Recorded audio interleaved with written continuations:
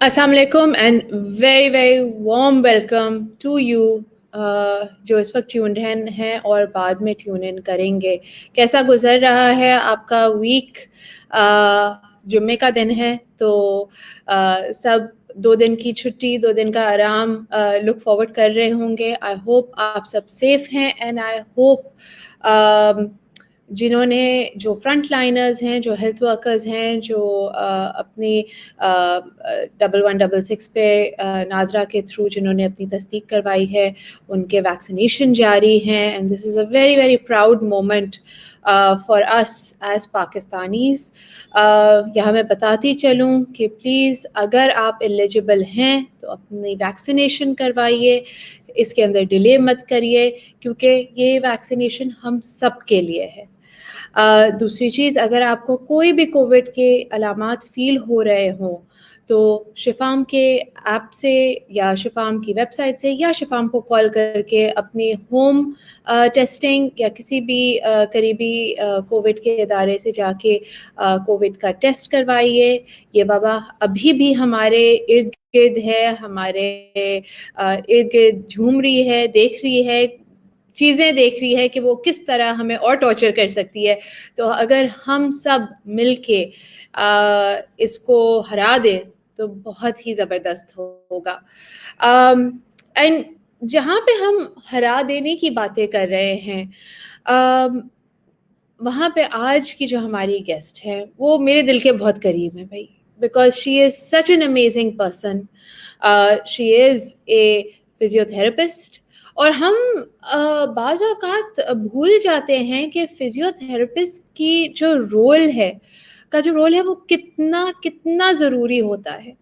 किसी भी वक्त हमें रिहैबिलिटेशन, हमारी उंगली में कोई दर्द हो, हमारे नेक में कोई दर्द हो, कमर रीढ़ की हड्डी में कोई दर्द हो या हमारा कोई फ्रैक्चर हो जाए, तो वो एक फिजियोथेरेपिस्ट होता है सामने जिसको एग्जैक्टली पता होता है कि हमें क्या रिहैबिलिटेशन थेरेपी करवानी है और हमें हमारे जिस्म के साथ क्या करना है ताकि हमें वो पेन महसूस ना हो और हम जल्द अज़ जल्द ठीक हो जाएं। और फिजियोथेरेपिस्ट जो है वो उनकी एक और भी बहुत इम्पोर्टेंट चीज़ है जो आज की जो फिजियोथेरेपिस्ट हैं जिनको मैं इंट्रोड्यूस कराने जा रही हूँ, वो है उनकी शख्सियत, वो है उनकी पर्सनालिटी, उनका बात करने का तरीका। एंड अगर आप पेशेंट के साथ कनेक्ट करके उनको ये चीज़ समझा सकें कि चलो इट्स ओके, जो हो चुका है वो हो गया है, अब हम काम की बात करते हैं कि किस तरह इस चीज़ को आगे चलानी है, आगे बढ़ानी है। और ये 2 अल्फ़ाज़ मैंने इनसे बहुत दफ़ा सुने कि राबिया आगे बढ़ते हैं, देखते हैं कि हम आगे किस तरह सक्सीड कर सकते हैं। तो let me introduce you to Nadia Ashik, who is the head of physiotherapy at Karachi Down Syndrome Program. She is a senior pediatric therapist registered with the American licensing, and उन्होंने अपना visiting fellowship भी किया है at Sick Kids Hospital, Canada. And she was for many years a peds rehabilitation coordinator at the Aga Khan University Hospital. तो without any further delay उनको साथ लेते हैं स्ट्रीम पे और उनसे बहुत सी बातें करते हैं। अस्सलाम वालेकुम नादिया।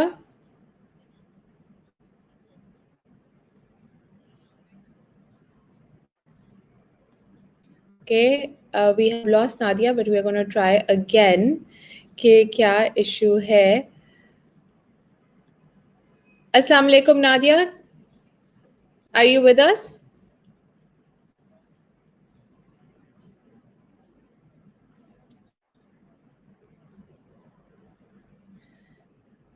इंटरनेट के जो मसले मसाइल हैं वो अभी तक जारी हैं।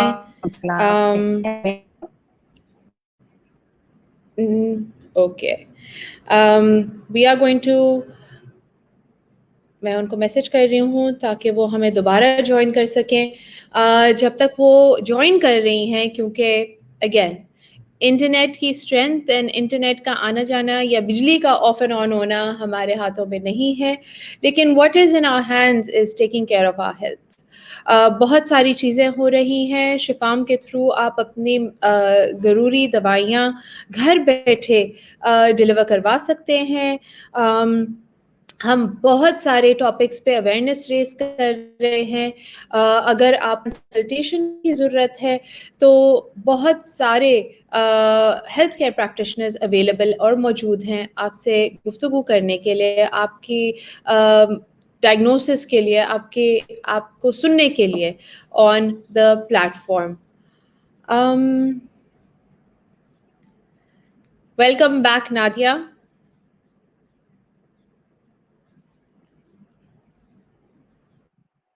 सॉरी।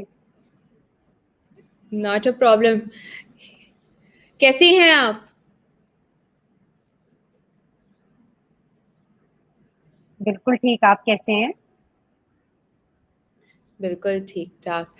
नादिया, आपको तो ये पता ही है कि आप जिन फैमिलीज़ के साथ काम कर चुकी हैं, वो आपको बहुत हाइली रिगार्ड करते हैं, not just as a physiotherapist, not as a member who is उनकी बच्चों की बेहतरी के तरफ वर्क कर रहे हैं, but as a genuine human being मैं आपको आपका टोन, आपका लहज़ा, आपका बात करने का तरीका एक बिल्कुल सामने वाले जो घबराया हुआ पेशेंट स्लैश क्लाइंट होता है, उसको आप बिल्कुल एट ईज़ कर देती हैं। ये क्या टेक्नीक है? ये ज़रा बताइए, थोड़ा-सा इसके बारे में बताइए।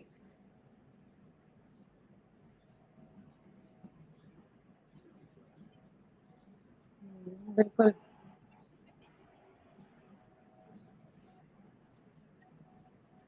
इसके बारे में ये है राबिया कि हम वो चीज़ देख रहे होते हैं, शायद वो पेरेंट्स नहीं देखते हैं। हमें वो चीज़ नज़र आ जाती है। हम जैसे ही कोई भी बच्चा या कोई भी किड हमारे सामने आता है, and due to my experience और ड्यू टू माय नॉलेज, और जैसे माँ-बाप के लिए तो वो कुछ भी नहीं होता, वो बिल्कुल कहते हैं कि ये कुछ भी नहीं कर सकता। उनको होप्स भी नहीं होती है कि ये कुछ कर पाएगा। Due to my experience, due to my knowledge, और मुझे पता होता है नहीं, इसकी एज इतनी ज़बरदस्त है, ये इतनी अच्छी एज पर मेरे पास आया है। अगर मैं इसकी अर्ली इंटरवेंशन कर दूँगी, तो ये बच्चा स्टैंड भी करेगा, वॉक भी करेगा, वो सब कुछ करेगा, जो एक पेरेंट्स की नीड्स होती हैं, एक पेरेंट्स की होप्स होती हैं अपने बच्चों के लिए। क्योंकि जैसे ही उन्हें ये शॉक लगता है, वो बिल्कुल ज़ीरो पर आ जाते हैं। वो ये समझते हैं कि शायद कुछ भी नहीं हो पाएगा।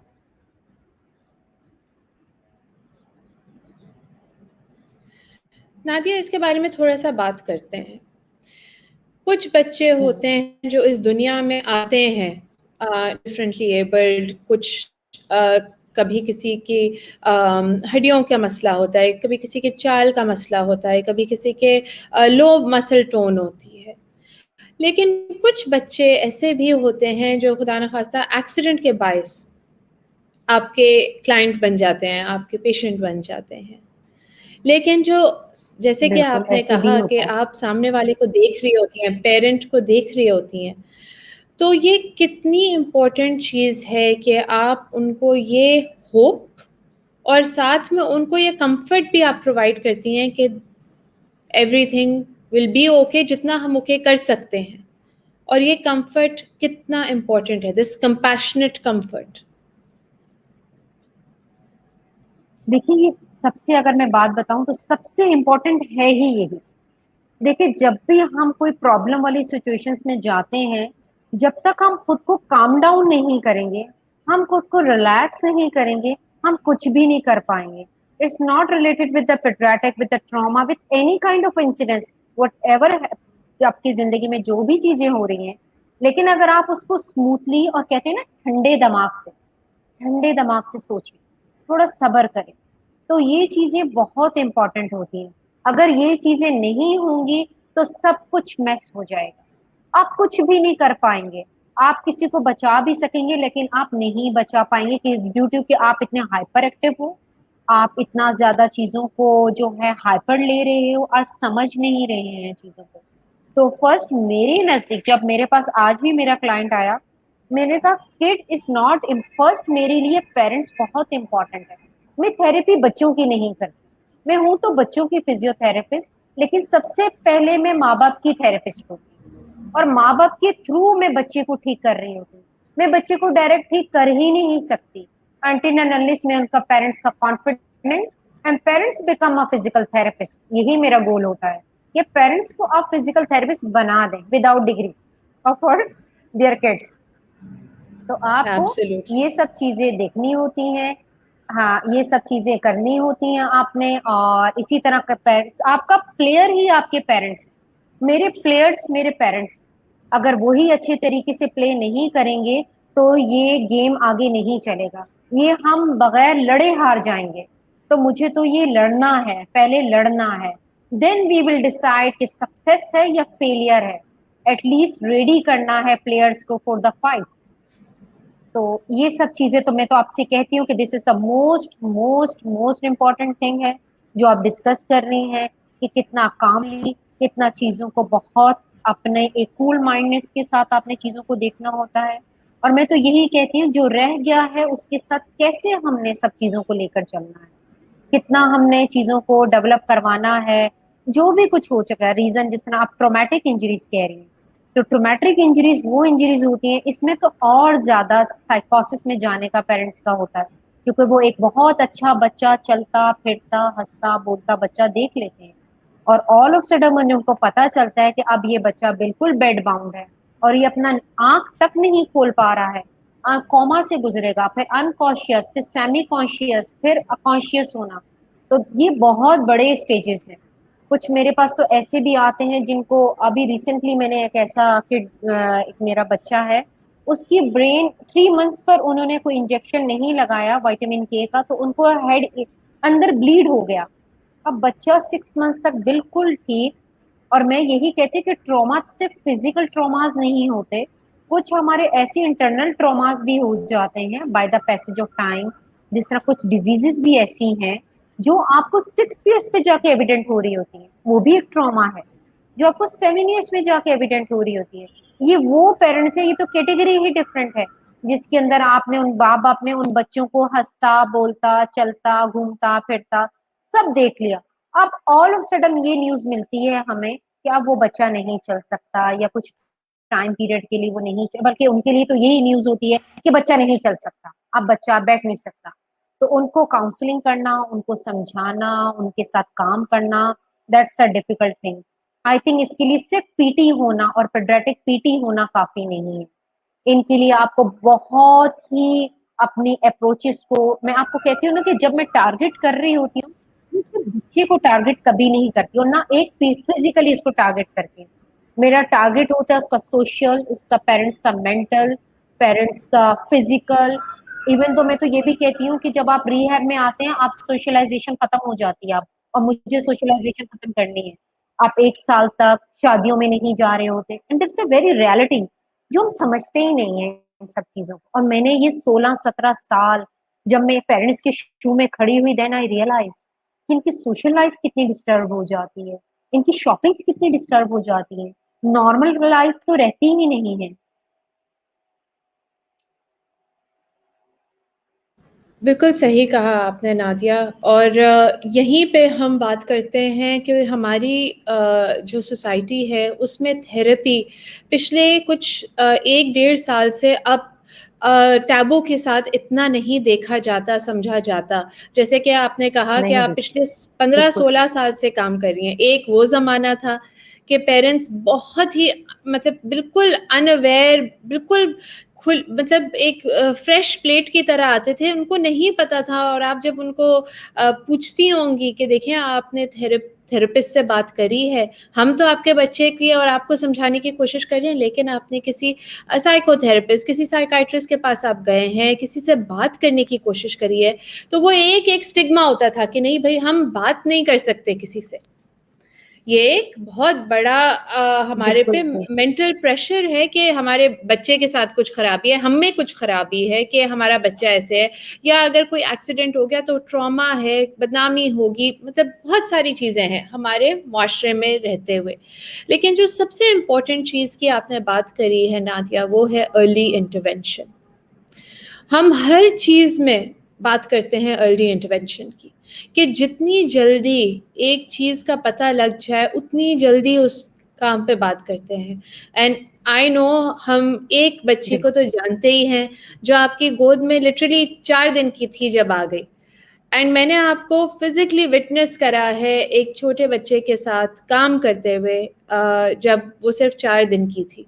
तो I am witness to your work, and I know कि आपने कितनी अमेजिंग डेडिकेशन के साथ पेरेंट को भी सपोर्ट किया और बच्चे को भी सपोर्ट किया, और बच्चे को आपने उस स्टेज पे लाके खड़ा कर दिया जहाँ पे जो बच्चा जिसको सर्जन ने कह दिया था कि ये लड़की बैठ नहीं पाएगी, वो उसने बैठना भी शुरू कर दिया। ये बच्ची खड़ी नहीं हो पाएगी, उसने खड़ा भी होना शुरू कर दिया। ये बच्ची चल नहीं पाएगी, और उस बच्ची ने चलना भी शुरू कर दिया।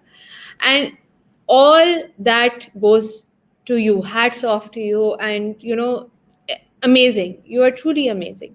लेकिन from a physiotherapist point of view, तो आज मैं थोड़ा सा ना अपनी इस conversation को turn कर रही हूँ कि all of that work आपके साथ, आपके ज़हन में आपके लिए क्या गुज़र रहा होता है? आप जिस वक़्त आप अपनी टीम को ट्रेन कर रही होती हैं, यू नो, रेज़िडेंट फ़िज़ियोथेरेपिस्ट को ट्रेन कर रही होती हैं, वो कौन-सी चैलेंजेज़ होती हैं जो आप फ़ेस करती हैं?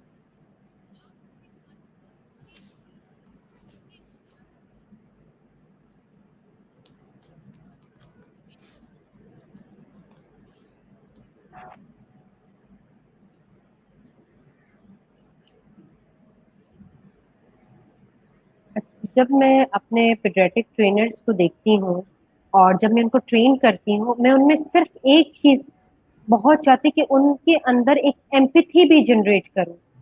मैं अभी भी I am doing my private clinic. Actually मैं कहती हूँ कि this is not a business, ये बिज़नेस नहीं है।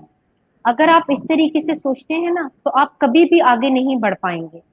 तो आपको थोड़ा डिफरेंट सोचना पड़ता है कि जब आप देखते हो कि किसी बच्चे के साथ आप किस तरह उसे मेरे ट्रेनिंग में ये नहीं होता सिर्फ कि मैं उनको टेक्निक्स डिलीवर कर दूं, मैं उनको ये भी डिलीवर कर दूं कि साथ में अपने पेरेंट्स को कैसे लेकर चलना है और उनके साथ आपने किस तरीके से काम करें और उनके पेन को फील करना है, वो किस पेन से गुजर रहे हैं। मैं हमेशा अभी तक कहती हूँ कि I am not a mother, और पता नहीं इतने अरसे में मैं शायद वो पेन फील कर भी पाई हूँ जो एक माँ अपने बच्चे के लिए फील करती है, कि जब उसका बच्चा कुछ कर नहीं पा रहा होता, कुछ हाथ पाँव नहीं मूव कर रहा होता, तो मैं बहुत कोशिश करती हूँ कि शायद वो पेन, वो चीज़ मैं समझ जाऊँ कि वो एक माँ क्या फ़ील करती है, और वो खुशी जिस वक़्त उसका बच्चा चल जाता है और वो वॉक करने लग जाता है, वो बैठने लग जाता है, वो क्रॉल करने लग जाता है। So that's the amazing thing. I think this we can't explain all these words, all these emotions in a words. I think इनके लिए इमोशनल बंदा ही इन सब चीजों को जज कर पाता है, कि मुझे हर दफा वो खुशी होती है जब मेरा हर कोई एक बच्चा चल, आज भी मुझे वही खुशी है जो मुझे 16 साल पहले थी, कि कोई बच्चा चल गया, कोई बच्चा खड़ा हो गया। मैं उस दिन मेरा दिन इतना खूबसूरत दिन गुजरता है कि मैं ड्राइव करती हुई मजे से जा रही होती हूँ।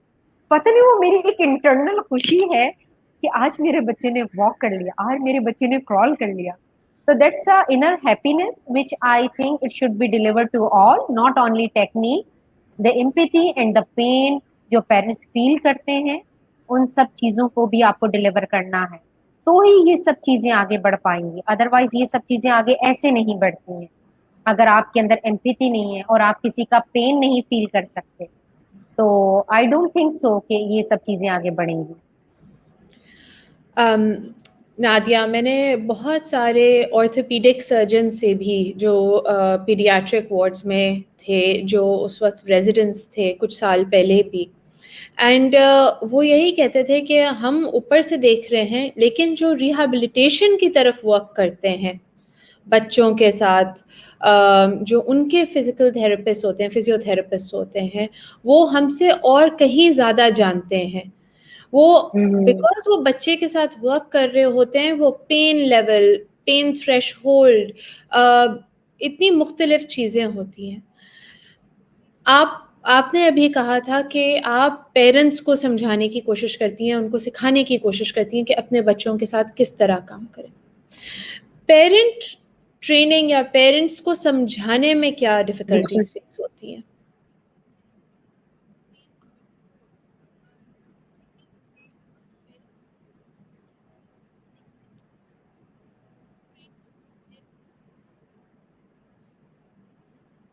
देखिए, पेरेंट्स को समझाने में एक्चुअली हमारे यहाँ डिफरेंट क्लासेस में डिवाइडेड है। हमारी जितनी भी यहाँ बाहर की, पाकिस्तान की जितने भी हम पॉपुलेशन की बात करते हैं, डिफरेंट क्लासेस मिलती हैं। कुछ मिडिल क्लास है, कुछ अपर क्लास है। अच्छा, कुछ राबिया ये भी देखने में आया है, कुछ अच्छे लोग भी हैं, एजुकेटेड भी हैं, लेकिन फैमिली इन्फ्लुएंस इतना ज़्यादा है कि उनकी बात भी कोई नहीं समझने देता, जो बिग बैरियर मुझे लगता है। जिस तरह दादी, नानी, क्योंकि हमारे यहाँ अमेरिकन सिस्टम तो है नहीं कि हम पेरेंट्स जो कहें वही हो, जो पेरेंट्स कहते हैं, जो मदर मदर ने कहा, जो फादर ने कहा, वही सब नहीं। यहाँ तो दादी की भी हुकूमत है, यहाँ तो दादा की भी हुकूमत है, यहाँ तो चाचा की भी बात मानी जाती है। तो हमारे पास डिफरेंट डिफरेंट चीजें आती हैं जो हम देख रहे होते हैं। तो ये थोड़ा हमारी सोसाइटी में, पाकिस्तान की सोसाइटी में काम करना, और स्पेशली स्टिग्मेटाइज कर देते हैं लोग कुछ चीजों को, कि किस तरीके से आप स्टिग्मा करते हैं चीजों को, और इनको काउंसलिंग करना, मुझे लगता है कि हमारे जो घर के बड़े हैं उनको भी ये चीजें अब रियलाइज कर लेनी चाहिए। पेरेंट्स को तो बिल्कुल समझ में आ जाता है, जब वो मेरे पास आते हैं, उनको मैं जिस तरीके से समझाती हूँ, जो मैं होप्स देती हूँ, they understand. Then they go back their home, और जाकर अपने बड़ों को जब ये बात बोलते हैं तो वो बिल्कुल डिसएग्री करते हैं, क्योंकि उस जमाने में ये सब चीजें नहीं थी। वो कहते थे वक्त होगा, और इतनी एग्जाम्पल्स मिल जाती हैं। फलाने का बच्चा देर से चला था, वो तो 3 साल पे बोला था, वो तो 6 साल पे चला था, तो don't worry about all this stuff. लेकिन ये सब चीजें अब हमें रियलाइज करनी चाहिए। अर्ली इंटरवेंशन की बहुत ज्यादा इंपॉर्टेंस है, कि आपको अर्ली इंटरवेंशन का पता होना चाहिए कि अर्ली इंटरवेंशन किस तक हद तक जरूरी है, क्योंकि 1000 days of life is very much important. कि आपके 1000 डेज ऑफ लाइफ जो 3.5 साल तक खत्म हो चुका होता है, उसके बाद प्रोग्रेस आती है, लेकिन उस तरीके से प्रोग्रेस नहीं आती जिस तरीके से प्रोग्रेस आपके 1000 डेज ऑफ लाइफ में आ जाती है। तो कुछ ना कुछ ऐसी चीज रह जाती है जिसको आपने अर्ली इंटरवेंशन में आपने इंटरटेन नहीं की होती है। इस वजह से अगर मैं जिस फॉरम पर भी है, जो भी सुन रहा है, उन सबको अर्ली इंटरवेंशन को फोकस करना चाहिए। और ये कोई टैबू नहीं है, ये चीजें जस्ट डिले होती हैं, और टाइम के साथ ये चीजें बिल्कुल नॉर्मलाइज हो जाती हैं। अगर इवन दो ट्रोमेटिक कुछ इंजरीज हैं, वो तो और बेहतर तरीके से ठीक होती हैं, क्योंकि उसमें ट्रैक्स बने होते हैं। कुछ ऐसे बच्चे होते हैं जिनमें कभी वो ट्रैक बने ही नहीं है, लेकिन अगर ट्रॉमा वाला कोई बच्चा है, वो ज्यादा जल्दी रिकवर होता है एज कंपेयर टू जो डिलेड माइलस्टोन के साथ है, जिसने कभी वो माइलस्टोन अचीव ही नहीं किया। लेकिन अगर जितना हम ट्रोमेटिक बच्चों की बात करें, तो वो आई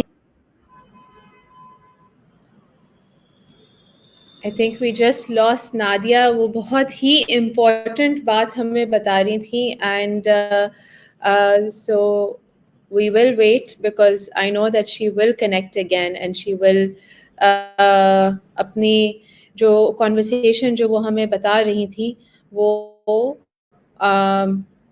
दोबारा जारी रखेंगी. So let's give her a few moments so that she can join again. Until that, let's talk about stigmas and taboos. Nadia बता रही थी कि हमारे जो फैमिली स्ट्रक्चर्स हैं, हमारे जो डायनामिक्स हैं, वो इतने इम्पोर्टेंट हैं कि अगर उनको वे किया जाए तो there is always advantages and disadvantages to this family dynamic structure that we in Pakistani families, Desi families have. तो यहाँ पे मैं एल्डर्स से बहुत अर्ज करूँगी, उनसे गुजारिश करूँगी कि वो नए तरीकों को और अपने यंगस्टर्स को अपॉर्चुनिटी दें समझने की, कि अगर वो अपने बच्चे को थेरेपिस्ट के पास लेके जा रहे हैं, उनकी मोबिलिटी पे काम कर रहे हैं, उनकी स्पीच पे काम कर रहे हैं, उनके किसी भी एरिया ऑफ लैकिंग पे काम कर रहे हैं, तो डिले मत करें, बिकॉज द अर्लियर बच्चे की थेरेप्यूटिक इंटरवेंशन होगी, बच्चे इतने रेजिलिएंट होते हैं कि वो मिराकुलस वंडर्स कर जाते हैं। So it is very very important कि अगर आपके घर में कोई बड़ा बुजुर्ग है जो अपोज कर रहा है, कह रहा है नहीं ठीक है, इसके फादर ने भी 4 साल की उम्र में बात करी थी, ये भी 4 साल की उम्र में बात कर लेगा, या नहीं इसके पाँव अंदर की तरफ मुड़ रहे हैं, ऐसी कोई प्रॉब्लम नहीं है, खामा-खा में आजकल पेरेंट्स हर चीज़ को गूगल करते हैं या डॉक्टर्स के पास जाते हैं। हमारे ज़माने में तो ऐसा नहीं था। लेकिन इस वक़्त बहुत सारी ऐसी भी चीज़ें हैं जिनको हम फ़ेस कर रहे हैं जो पुराने ज़माने या पुराने वक़्तों से मुख्तलिफ हैं। So to be with the times, to understand कि some techniques, some methods from the olden days बहुत ज़बरदस्त हैं, बट नई नई टेक्नोलॉजी के साथ चलना और नए रास्तों को अपनाना भी एक बहुत अमेजिंग चीज़ है। And Nadia, you are back with us. Nadia, thank you for joining again. आप हमें बता रही थी कि किस तरह पूरा फैमिली स्ट्रक्चर लेके आप चलती हैं और आप बड़ों बुजुर्गों को भी यही बता रही होती हैं कि अपने घर में जो बच्चे हैं उनको ये अवेल करने दें थेरेप्यूटिक प्रोसेस। बिल्कुल, ऐसा ही है, बिल्कुल ये ऐसा ही है कि इनको और अपने एजुकेटेड जितने लोग अच्छा मेरा आपको एक्सपीरियंस बताऊँ, जितने हमारी लोअर क्लास है ना, मुझे राबिया वो ज़्यादा बेहतर लगी, टू बी वेरी ऑनेस्ट। वो एक बात सुनते हैं और उनकी समझ उनका फाइनेंशियल निकाल दें आप एक साइड पर, क्या फाइनेंशियल वो सब अफोर्डेबल है या नहीं। But this is my experience कि आपको जो नॉन अफोर्डिंग वाला और जो लोअर क्लास वाला मिलता है ना, वो आपकी चीजों को रिलीजियसली फॉलो करता है, उसकी कमिटमेंट्स बहुत स्ट्रांग होती है, उसकी सिंसेरिटी, डेडिकेशन। ये मेरा पर्सनल जो मैंने एक नई चीज महसूस की कि यहाँ पर it's not a matter of money. ये नहीं कि फाइनेंशियली कितना स्ट्रांग है तो वो अच्छी थेरेपीज लेगा जो नहीं है। लेकिन एक और चीज बहुत इंपॉर्टेंट है कि पेरेंट्स की, आप किस फैमिली से आए हैं, आपका मेंटल लेवल क्या है, दैट्स मोस्ट इम्पॉर्टेंट। कुछ लोग ऐसे भी हैं जो अफोर्डेबल नहीं है लेकिन उनका मेंटल लेवल इतना स्ट्रांग है कि वो चीजों को बहुत अच्छे से अडॉप्ट करते हैं और उनकी रिकवरीज उनकी भी आ रही होती है, वो भी अपने बच्चों को अच्छा देखना चाहते हैं। लेकिन हमारे यहाँ डिफरेंट डिफरेंट मुझे लगता है कि चीजें हैं, क्योंकि हमारी पूरी सोसाइटी ही टोटली डिफरेंट है। हम कुछ हैं, हम नजर कुछ आते हैं और चल कुछ और रहा होता है। तो ये बहुत चीजें डिफरेंट हैं जिन्हें मैं देखती हूँ और पर्सनली फील करती हूँ कि बहुत सारी चीजें बहुत डिफरेंट तरीकों से मिल देखने में आ रही होती हैं। तो हम किसी एक पॉइंट को रीजन नहीं बना सकते हैं कि लोग थेरेपीज की तरफ क्यों कन्विंस नहीं होते या क्या बैरियर्स आते हैं। हमारे पास बहुत सारी रीजंस हैं कि वो क्यों नहीं आ रहे हैं, कहीं फैमिली इश्यूज हैं, कहीं आपके खुद आपके पास अथॉरिटी नहीं है या आपके पास डिफरेंट डिफरेंट इश्यूज के साथ है। लेकिन अगर मैं 80 to 90% देखूं तो parents are very much sincere with their kids. I think ये बताने की बात ही नहीं है कि वाकई ही सबको सबको अपने बच्चे बहुत प्यारे लगते हैं और एवरीबडी वांट्स कि उनका बच्चा बहुत जल्दी हेल्दी हो जाए और सारी चीजें वापस से आना शुरू हो जाए। और यहाँ पे मैं दो मदर्स जिनको मैं कभी नहीं भूलूंगी, नादिया, जो अपने बच्चों को, एक मदर थी जो मंगोपीर से आती थी आपके पास अपने बच्चे की थेरेपी करवाने, और एक मदर थी जिनको मैं अब पिछले 6 साल से 5 साल से नहीं मिली हूँ, बट उनका नाम फरहीन है, और उनके दोनों बेटों की जो इन्वर्टेड फीट का इशू था। एंड मैंने जिस डेडिकेशन से इन दोनों माओं को काम करते हुए देखा था आपके आपके अम्ब्रेला के नीचे, वाज जस्ट फिनोमिनल।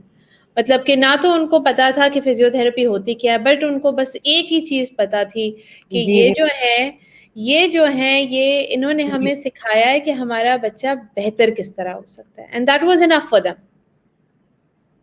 जी तो हम इस वक्त बात करते हैं नादिया अबाउट आपकी, ऑब्वियसली 16 साल की प्रैक्टिस हो गई है और शायद ज़्यादा भी इन द रीसेंट डेकेड, चले हम इसको थोड़ा सा शॉर्टन कर लेते हैं कि वो कौन सी चीज़ें हैं जिनसे बच्चे आपके पास जो लाए जा रहे हैं, जिनके साथ आप काम कर रही हैं, वो ऐसे कौन से रिहैबिलिटेटिव पर्सपेक्टिव से आप काम कर रही हैं? I know you work with a lot of cerebral palsy के बच्चे, you work with a lot of autism के बच्चे, you work with a lot of rare syndromes, लेकिन वो क्या एक चीज़ है मस्कुलर डिस्ट्रॉफी। मैंने बहुत सारी बच्चों को आपके क्लिनिक में पहले जी, हॉस्पिटल बिल्कुल। में भी और क्लिनिक जी, में भी जी, देखा है बिल्कुल। जो मस्कुलर डिस्ट्रॉफी के साथ आते हैं। बट अगर आप अपना थोड़ा सा नैरो डाउन करके कहें नहीं राबिया ये इस तरह से बच्चे बहुत ज़्यादा आ रहे हैं मेरे पास, तो would you be able to? बिल्कुल राबिया, हमारे पास जो बच्चे ज्यादा आ रहे हैं मेरे पास, मुझे लगता है डेवलपमेंटली डिले के साथ ज्यादा है। उनका कोई मेंटल इशू इतना ज्यादा मुझे नहीं लगता, क्योंकि उनकी रिकवरी के चांसेस भी ज्यादा है। और कुछ हमारे पास ऐसे भी हैं जो अनडायग्नोस्ड है, और वो डेवलपमेंटल डिले करके ट्रीट हो जाते हैं और वो ठीक भी हो जाते हैं। ये भी एक बहुत बड़ी पॉपुलेशन आती है मेरे पास। ना उनको न्यूरो का कोई इशू है, ना उनको जेनेटिक्स का है, ना उनको मेटाबॉलिक डिजीज। उनको सिंपली इंटैक्ट, उनको जो किया जाता है, टैग किया जाता है, वो डेवलपमेंटली डिले करके टैग किया जाता है। और वो जो अगर आप मेरे क्लिनिक में भी पूछेंगे तो हमें डेवलपमेंटली डिलेड, अब ये डिलेड क्यों आ रहा है, किस वजह से आ रहा है, अब इसे डिग आउट करना पड़ेगा कि इतना डिलेड क्यों हो रहा है। पहले तो हमारा माइलस्टोन बिल्कुल नॉर्मल था, 4th मंथ पे सर संभाल लेना, 6 मंथ पे बैठ जाना, 8 मंथ पे क्रॉल करना, देन स्टैंडिंग वॉकिंग। लेकिन अब जो हमारे पास आ रहा है, जो मेरे पास जो क्लाइंट आ रहा है, उसके अंदर ज्यादा इश्यूज जो हमारे पास फेस करते हैं, वो डेवलपमेंटली डिले करके करते हैं, क्योंकि उनको न्यूरोलॉजिकल कोई इशू नहीं होता। और विद इन मंथ्स में या विद इन वीक्स में उनकी थेरेपीज होती हैं, एंड दे आर फाइन, कोई ऐसा इशू नहीं होता। वैसे अगर देखा जाए तो हमारे पास, देखिए सेरेब्रल पॉल्सी की जो हम बात करते हैं ना, this is a broad spectrum. हमारा किसी का अगर मोनोप्लेजिया भी है ना, किसी के एक हाथ भी काम नहीं करता, तो उसको भी सीपी कहा जाता है। तो सीपी को लेना ब्रॉड टर्म हम यूज कर देते हैं, लेकिन इसमें बहुत सारी और चीजें भी होती हैं, बहुत माइल्ड सा भी होता है। लोगों के कुछ, मेरे पेरेंट्स इनके बच्चे बहुत माइल्ड किस्म की चीजें होती हैं, and they don't want to tag CP, but वो हर क्लिनिक में जाते हैं और डॉक्टर यही कहते हैं इज अ सीपी, और वो इससे बहुत मेंटल टॉर्चर मिलता है उनको। ऑल्दो उनका बच्चा बिल्कुल ठीक हो जाता है, वो वॉक करता है, वो हेल्दी है, वो नॉर्मल मेन स्ट्रीम स्कूल है, सब कुछ है, लेकिन ये भी एक देखने में आया है जो बिल्कुल माइल्ड करके भी आते हैं हमारे पास बहुत सारे केसेस, डेवलपमेंटल डिलेड करके भी आते हैं। डिस्ट्रोफिस के आप 1-2% रखें। जेनेटिक्स आजकल बहुत ज्यादा हो रहा है न्यूरो से हटकर। आजकल अगर मैं 2019-20 ये देखूं, तो जेनेटिक्स बहुत ज्यादा, जेनेटिक डिसऑर्डर बहुत ज्यादा है, जिनका कोई ट्रीटमेंट है ही नहीं, एक्सेप्ट आप रिहैब उनकी करो। उनकी rehab by the speech therapy, physiotherapy, occupational therapy, behaviour therapy, क्योंकि जीन्स को आप चेंज नहीं कर सकते, उनका कोई ट्रीटमेंट नहीं है। लेकिन अगर आप में न्यूरो, डेवलपमेंटली डिलेड, और उसके बाद अगर मैं तीसरी कैटेगरी में लेके जाऊं, तो that is a genetic disorders, जो बाय बर्थ बच्चे के अंदर बहुत डिफेक्ट्स के साथ जो बच्चे हैं, वो भी बहुत ज्यादा आ रहे हैं। जिसमें मैंने आपको बताया है कि जिसमें आजकल मैं बहुत ज्यादा डीएस के साथ, बहुत ज्यादा डाउन सिंड्रोम के साथ काम करती हूँ मैं, और जो एसएमए है, स्पाइनल मसल एट्रोफी, ये बहुत ज्यादा काम करते हैं। और एक और जो बर्थ डिफेक्ट है, स्पाइनल स्पाइना बाइफिडा, ये भी बहुत एक जो ऐसी डिजीज है, that's not a genetics, but ये इंट्रा यूट्राइन लाइफ से ही बच्चा बाहर लेकर आता है। जब वो दुनिया में आता है तो स्पाइना बाइफिडा होता है वो, जब वो दुनिया में आता है तो वो एसएमए होता है, वो जीन डिफेक्ट है, वो आता ही आता है।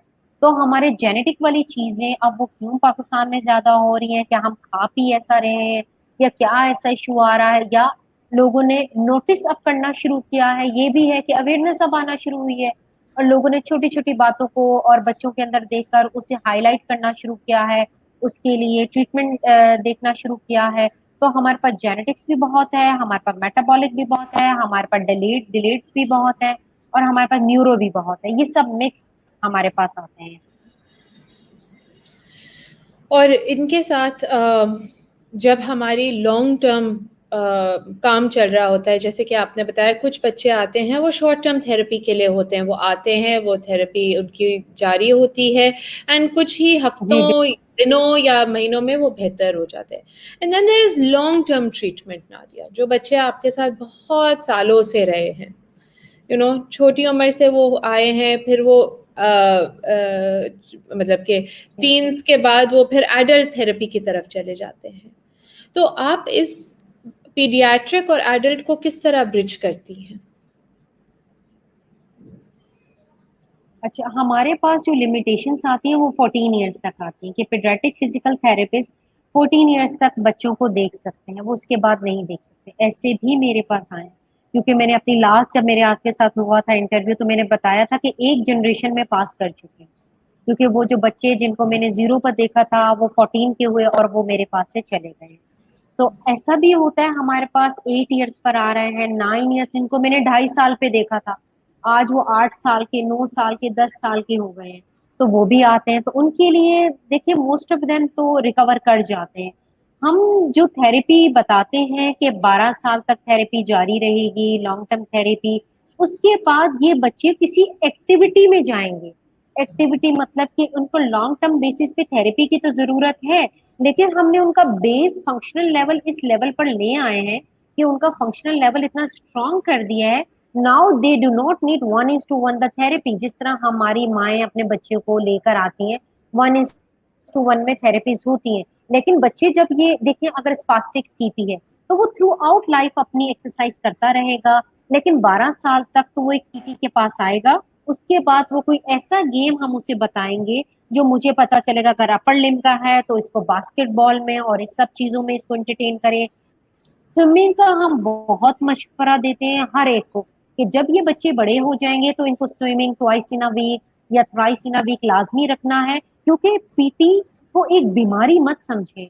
ये अब बीमारी, जब आप अपनी फिजिकली और चल फिर सकते हैं, हमें सिर्फ अपने वॉक करने तक हम पीटी के साथ अटैच रहते हैं, ऐसे कि जिस तरह कि कोई चीज जो है फंक्शनल लेवल बढ़ जाए, लेकिन उसके बाद भी जरूरत होती है।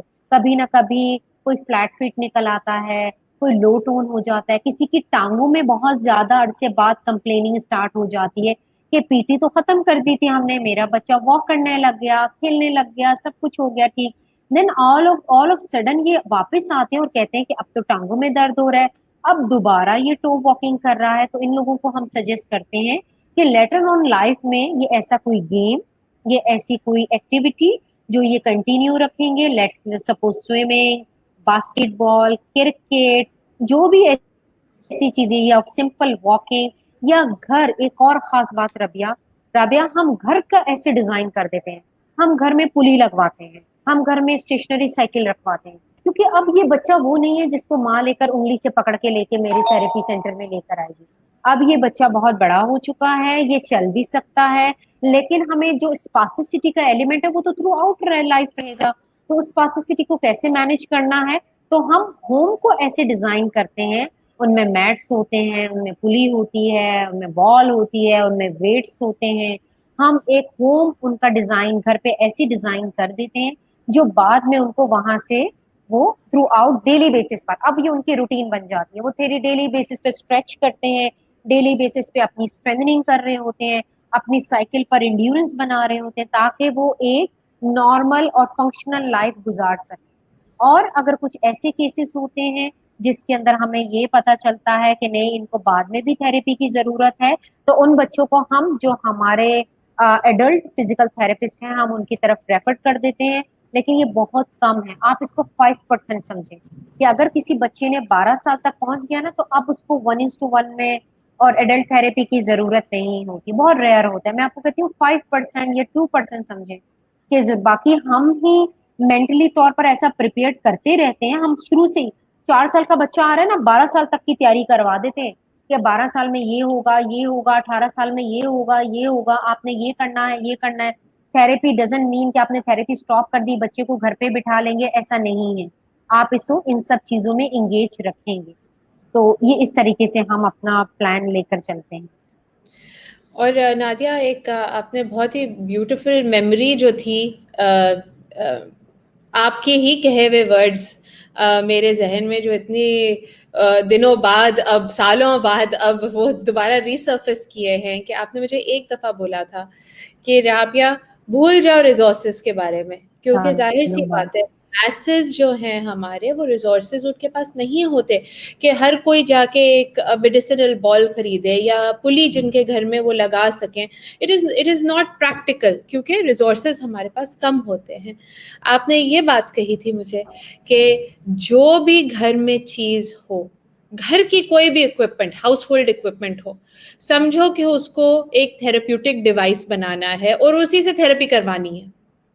और ये अल्फाज मैं आपके कभी नहीं भूलूंगी, क्योंकि वो दिन था जहाँ पे मैं सोचती थी ओके, अगर ये नहीं है तो क्या ये बन सकता है ऑप्शन, अगर ये नहीं है तो ये। तो आपने बिल्कुल 7 ऐसे साल ही है। आपने पेरेंट्स को इतनी अपॉर्चुनिटीज दी हैं कि वो सोच सकें, समझ सकें और अपना भी दिमाग लड़ा सकें कि घर में क्या क्या चीज़ें उनको हेल्प कर सकते हैं। It's truly a commendable thing, Nadia.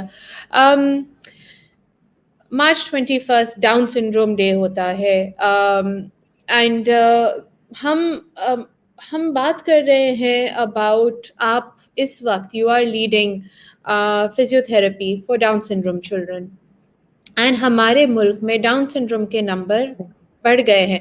अगर अमेरिकन स्टैट्स को लेते हुए चलें, ऑफ 1 in 700 चिल्ड्रन, तो हमारे मुल्क में अगर हम कराची के ऊपर फोकस करें, तो there are about 30 to 33,000 children, youngsters, adults, teenagers with Down syndrome just in this city, जहाँ की आप रहने वाली हैं, जहाँ की मैं रहने वाली हूँ। फिजियोथेरेपी के थ्रू आप डाउन सिंड्रोम के बच्चे या यंगस्टर्स को किस तरह हेल्प करती हैं?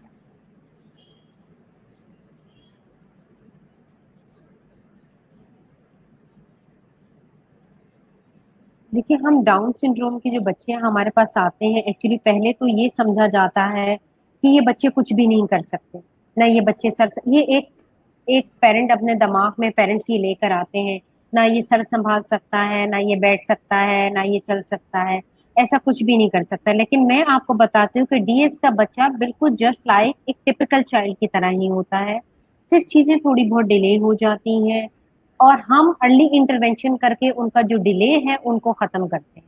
कि हमें जितना डब्ल्यूएचओ हमें कहता है कि 18 मंथ्स तक अगर आप बच्चा चला देते हैं, बच्चे को अच्छे तरीके से वॉक करवा देते हैं, तो वो बहुत बेस्ट होता है कि उसको हमारा डीएस के अंदर थेरेपी की इंटरवेंशन यही है कि वो सारी चीजें बहुत जल्दी करे, बहुत जल्दी जल्दी उन चीजों को पिक करे, ये ना हो कि वो डिले ना हो जाए।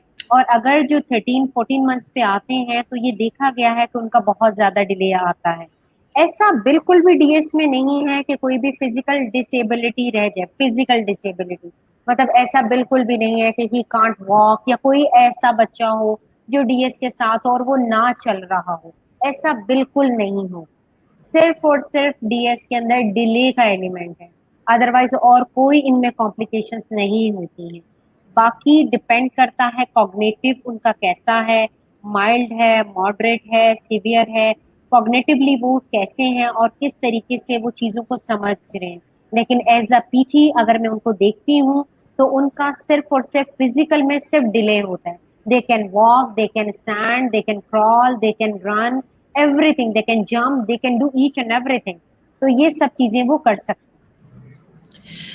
तो बेसिकली आप शुरू करती हैं कि उनके जो डिलेड डेवलपमेंटल स्किल्स होते हैं उनके ऊपर सबसे पहले काम किया जाता है, फिर उनकी स्ट्रेंथ की तरफ आते हैं, क्योंकि I've witnessed you build their strength, and वो एक स्ट्रेंथ एक बड़ी इंटरेस्टिंग चीज़ हो जाती है जहाँ पे आप उनको साथ साथ काउंसल भी कर रही होती हैं। तो it's not just the physical strength, बच्चे की strength physically, but it is also there intellectual and mental strength जो आप इंक्रीज कर रहे होते हैं through all your therapeutic work. लेकिन जहाँ पे हम बात करते हैं नादिया अबाउट इम्प्रूविंग बैलेंस या इम्प्रूविंग कोऑर्डिनेशन या पोस्चर, ये एक ओवरऑल इम्प्रूवमेंट चाहिए होती है इसमें। नाउ बच्चे जो आपके पास आ रहे हैं हफ्ते में 2 दफ़ा या बिल्कुल 1 बिल्कुल। दफ़ा, तो ये घर पे पेरेंट्स उनके रूटीन लाइफस्टाइल में वो किस तरह एडजस्ट करते? देखिए जो रूटीन उनका होता है वो पहले तो समझना पड़ता है। एक्चुअली हमारे लिए ये बहुत इम्पोर्टेंट है कि घर में लोग कितने हैं, बाकी बच्चे कितने हैं घर में, इस तरीके से हम उन्हें देख रहे होते हैं, क्योंकि घर का जो इन्वायरमेंट है वो बहुत जरूरी है। अगर हम कोई भी एक हफ्ते में एक दफा आता है हमारे पास बच्चा, तो हमें ये देखना पड़ता है कि घर में उनके ऊपर रिस्पॉन्सिबिलिटीज कितनी है, क्या वो टाइम दे पा रही हैं बच्चे को या टाइम नहीं दे पा रही हैं। तो ये सब चीजें हम उनसे डे वन और ग्रेजुअली डिस्कस करते रहते हैं, और उनको इस बात की बहुत इंपॉर्टेंस बताते हैं कि खाना पकाना, कपड़े धोना, घर की सफाई, this is your secondary things, your primary is your child. और ये कुछ अरसे की बात है, साल 1.5 साल की बात है, क्योंकि हर हमारे यहाँ इतना तो सपोर्टिव स्टाफ नहीं होता हर एक के पास, जो घर पर बाकी रिस्पॉन्सिबल कुछ लोग होते हैं जिनका होता है, लेकिन कुछ लोगों के पास ऐसे सपोर्टिव स्टाफ नहीं होता। वो होम की जितनी भी एक्टिविटीज हैं वो सब कुछ कर रहे होते हैं, लेकिन हमें एक लाइन ड्रॉ करनी पड़ती है, और हमें हस्बैंड को, वाइफ को बिठाकर ये बात समझानी पड़ती है कि what is your priority. Your priority for 1 or 2 year is your child, not your homework. ठीक है, खाना आज नहीं पके तो कोई मसला नहीं है, तो हमें ये भी देखना पड़ता है। लेकिन मैं आपको बताऊं कि आप बहुत लोग बहुत अच्छे से इन चीजों को सीखते हैं, इन चीजों को समझते हैं, और घर के पे जाकर जिस तरह हमने आपको सिखाया कि किस तरीके से घर की चीजों को इस्तेमाल करके आप घर की पानी की बोतल को वेट बना लेते हैं। नॉर्मल जो पानी की बोतल्स होती हैं उनसे हम कहते हैं कि इनको वेट बना लें और इनसे एक्सरसाइज करें आप लोग। तो ये सब चीजें हम घर पर बताते हैं, और पेरेंट्स उन चीजों को फॉलो कर रहे होते हैं घर पर, और हमें विद इन अ वीक के अंदर पता चल जाता है। अगर पेरेंट्स बोल भी रहा हो हमें कि नहीं, हमें कोई ये बच्चे की प्रोग्रेस नहीं आ रही, या हमने करवाया या नहीं करवाया, आप यकीन करें अगर वो गुड फिजिकल थेरेपिस्ट होगा, वो बच्चे को 1 हफ्ते बाद ही पता चल जाता है कि बच्चे पे काम हुआ या बच्चे पे काम नहीं हुआ। तो हम इनको इसी तरह, काउंसलिंग बहुत जरूरी है। मैं अभी भी सब कहती हूँ, जितने बच्चे भी मेरे पास से ठीक हुए हैं वो अपने पेरेंट्स की वजह से ठीक हुए हैं। उनके पेरेंट्स ने उनको टाइम दिया है, उनके पेरेंट्स ने उनको इस एबल कर दिया है। डिसेबल से एबिलिटी सिर्फ और सिर्फ आपको एम्पावरमेंट में मिलती है। हम सिर्फ एम्पावर्ड करते हैं, हमारा काम ठीक करना, सिर्फ गाइडलाइंस देना है, क्योंकि हम हाफ एन आवर में कोई मैजिक नहीं कर सकते हैं। 23.5 hours बच्चा अपने घर पर होता है, वो अपने पेरेंट्स से देख रहा होता है, उसके पेरेंट्स को कितना टाइम देते हैं। और ये मेरा बिलीव है, जो पेरेंट्स अपने बच्चे के साथ लग जाते हैं काम करने, उनकी आप प्रोग्रेस देखें, जो नहीं भी आना होता वो चीज भी आ जाती है। सिर्फ पेरेंट्स पर है कि वो कितना बच्चे को घर पे टाइम दे रहे हैं, और उनको समझाया जाता है। ये बिल्कुल प्रॉपर एक नॉर्मल लैंग्वेज में यूज करती हूँ, प्लीज खुदारा, खाना मत बनाएं, कपड़े मत धोएं, पहले बच्चे को देखें, थेरेपी हो गई, done therapy, then do your work. और ये हमारे पास क्रूशियल टाइम होता है। मेरे पास पेरेंट्स के अलावा कोई ऐसा नहीं है जिसके ऊपर मैं ट्रस्ट करूं और मैं बच्चे की लाइफ को अच्छा, हेल्दी लाइफ और इंडिपेंडेंट बनाऊं। मेरे पास जो हीरोज हैं वो मेरे पेरेंट्स हैं, पेरेंट्स आर माय हीरोज, वो मेरे हीरोज हैं। और उन्हीं के थ्रू में लेकर, ऑनेस्टली स्पीकिंग, मैं सिर्फ उन्हीं को थ्रू लेकर चलती हूँ। ये मेरा एक मेरा बिलीव है, और ये रियलिटी भी है। आप खुद भी समझे, you are a mother and you know it, कि नादिया कितना काम करती थी और मैं घर जाके कितना काम करती थी। नादिया दूसरे दिन मुझसे पूछती थी, हमें अच्छा, मैं फिर छोटे छोटे का जो मोस्ट इम्पोर्टेंट काम है, अच्छा कहीं जाना है तो ये जरूर करवा लीजिएगा, बस बाकी कुछ मत करवाइए, ये 2-3 चीजें हैं, ये इंपॉर्टेंट है, ये करवा लीजिएगा, फिर आप बेशक कुछ काम ना करवाएं। ये भी हम टिप्स, हम बहुत ही ज्यादा माइक्रोस्कोपिक लेवल पे जाके पेरेंट्स से बात करते हैं, डिग डाउन करते हैं, कहाँ मुश्किल आ रही है, कहाँ मुश्किल आ रही है। इवन दो मैंने तो कितनी दफा हस्बैंड्स को बुलाकर, दादी को बुलाकर, खाला को बुलाकर, कि नहीं, क्योंकि मुझे पता है कि चीजें कुछ टाइम की बात है, 1 year 2 year 3 year की बात है, उसके बाद सब चीजें नॉर्मलाइज हो जाएंगी। सिर्फ ये टाइम बहुत क्रूशियल है, बहुत गोल्डन फेस है, इसी में हमें ज्यादा ज्यादा काम करना चाहिए। ये इम्पोर्टेंस हम बताते हैं, बार बार बार बार इस बात की इम्पोर्टेंस बनाते हैं कि 1000 days of life is very much important, क्योंकि न्यूरोप्लास्टिसिटी का जो प्रोसेस होता है वो 1000 डेज ऑफ लाइफ में होता है। न्यूरोप्लास्टिसिटी मतलब कि आप कुछ भी करवा सकते हैं, अगर कुछ डेफिसिट भी हो गया कुछ रह भी गया तो उसके बावजूद आप जो है उसमें चेंजेस ला सकते हैं। ये कैपेसिटी होती है बच्चों के अंदर कि उनके माइंड में चेंजेस आती रहती हैं, वो चेंज कर सकते हैं। वो भी कोई डेफिसिट आ गया तो उसको रिकवर कर सकते हैं वो। और जैसे कि नादिया ने बताया कि बच्चे के पहले 1000 दिन, मतलब कि उसके जो पहले 3 साल होते हैं वो बड़े क्रूशल होते हैं। हम बात कर रहे हैं नादिया आशिक से, जो एक पीडियाट्रिक फिजिकल थेरेपिस्ट हैं, जो बच्चों की फिजियोथेरेपी की प्रॉब्लम्स, उनकी इंजरीज, उनकी प्री एग्जिस्टिंग कंडीशंस, या जो उनकी किसी बीमारी के बायस या किसी डिजीज़ के बायस उनके एग्जिस्टिंग कंडीशंस हो जाते हैं, और फिर उन कंडीशंस को प्रैक्टिशनर्स और डॉक्टर्स के साथ एफर्टलेसली उनकी तरफ काम करती हैं। जैसे कि उन्होंने बताया, वो कंडीशंस हो सकते हैं genetic, neurological, orthopaedic, by birth, या फिर थ्रू एन एक्सीडेंट। नादिया, हम लोगों ने इतनी सारी बातें कही, लेकिन एक बात जिसके ऊपर मैं बात करना चाहूँगी, as a paediatric physiotherapist, and मैं आपकी प्रीवियस टीम्स जिनके साथ आप काम कर सकती हैं उनको भी मैंने जाना समझा, लेकिन इस वक्त जो पीडियाट्रिक फिजियोथेरेपी पढ़ना चाह रहे हैं या पढ़ रहे हैं, उनको आप क्या कहना चाहेंगी?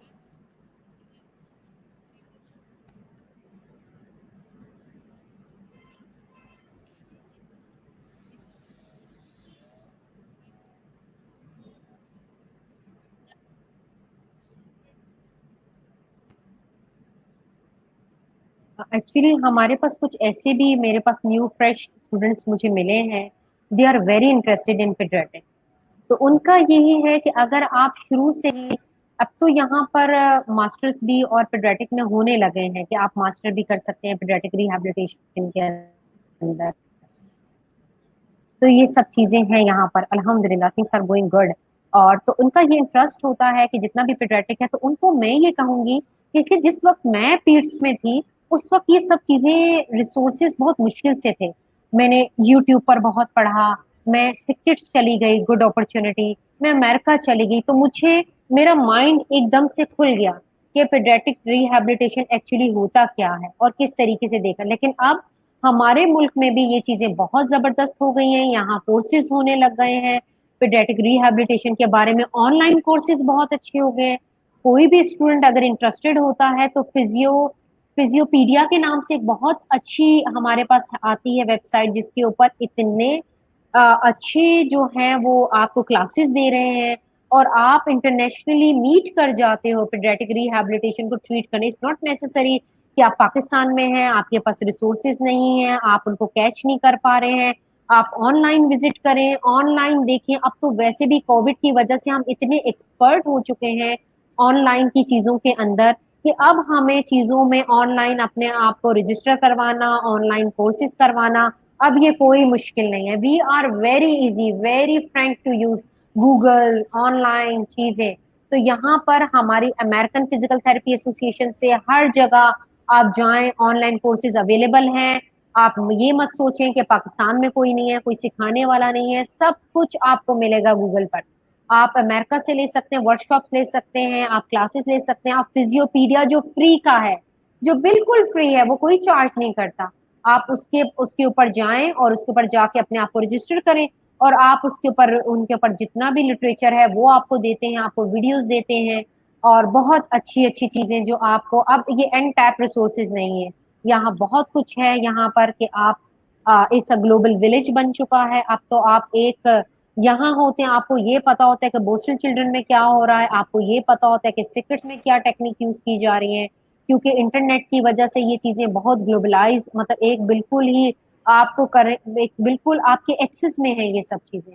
तो जिसका भी इंटरेस्ट है, आई एम अवेलेबल, मैं तो बिल्कुल अवेलेबल हूँ और वार्मली वेलकम कहती हूँ। और मैं स्टिल नाउ मैं सिखा रही हूँ अपने कराची डाउन सिंड्रोम के अंदर, मैं बहुत सारे लोगों को ट्रेन करती हूँ, मैं वर्कशॉप्स बहुत सारा करवा रही होती हूँ, मैं अपने क्लिनिक में वॉलंटियर बुलाती हूँ कि वो यहाँ आकर सीखें, जिनको भी लगता है कि जो पीडियाट्रिक है, विदाउट एनी कॉस्ट, नॉट कोई भी सिंगल, कोई फीस नहीं, कुछ भी नहीं, कि अगर जो मेरे पास है वो सेकंड लोगों में, बाकी जनरेशन में वो आगे जाए और सब लोग इस चीज को सीखें और आगे बढ़ाएं और हमारे मुल्क के बच्चों के काम आए, जो हमारे मुल्क में जिस चीज़ की नीड है, physical therapy, paediatric physical therapy, मुझे ये लगता है कि एक नादिया पूरे पाकिस्तान को नहीं देख सकती है, पूरे पाकिस्तान के बच्चों को नहीं देख सकती है। I need to train more paediatric physical therapist जिनको बच्चों के बारे में नो हाउ हो, क्योंकि बच्चों के थेरेपिस्ट वो सिर्फ बच्चों के ही थेरेपिस्ट होते हैं, उनकी डिजाइनिंग ही डिफरेंट होती है, वो मैन्युफैक्चर्ड ही डिफरेंट तरीके से होते हैं, वो यहाँ से पीडियाट्रिक फिजिकल थेरेपिस्ट होते हैं। तो हमें ये सब चीजें देखनी चाहिए, सोचनी चाहिए, और कोई भी ऐसा नहीं है कि किसी के लिए कोई हिंड्रेंस आ रही, आई डोंट थिंक सो। आपके इंटरेस्ट की बात है, if you are interested you have a lot of ways, आप हर जगह जा सकते हैं और चीजों को एक्सेस कर सकते हैं। एंड आपने बहुत ज़बरदस्त तरीके से हमारे सेशन को क्लोज़ किया है नादिया, बिकॉज ट्रूली कोविड की वजह से ये जो पिछला साल गुजरा है, accessibility is at the touch of your finger tip, which is through your voice. अगर आप फिंगर्स नहीं यूज़ कर पा रहे तो आप वॉइस से एक्टिवेट कर सकते हैं, अगर आप वॉइस से एक्टिवेट नहीं कर सकते तो आप किसी भी डिवाइस के ज़रिए आप अपने आपको कहीं पे भी बैठे हुए ग्लोबली आप कनेक्ट हो सकते हैं।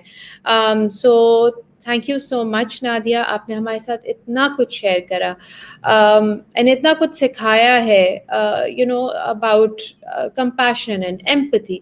लेकिन एक चीज़ मैं ज़रूर कहूँगी नादिया कि जो इस वक्त यंग या जो बडिंग पीडियाट्रिक फिजियोथेरेपिस्ट अपने करियर को और अपने प्रोफेशन को और अपनी तालीम को आगे लेके जाना चाह रहे हैं, तो प्लीज़ जो नादिया ने बात कही कि आप यहाँ से पीडियाट्रिक फिजिकल थेरेपिस्ट हैं, लेकिन ना सिर्फ यहाँ से, आप यहाँ से अपने दिल से भी पीडियाट्रिक फिजिकल थेरेपिस्ट जब आप बनते हैं तो उसके results are just phenomenal.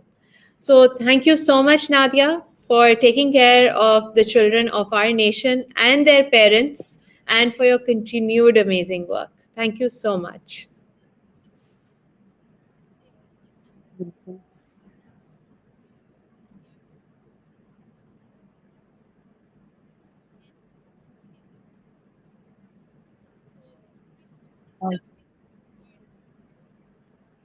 Thank you so much, thank you so much.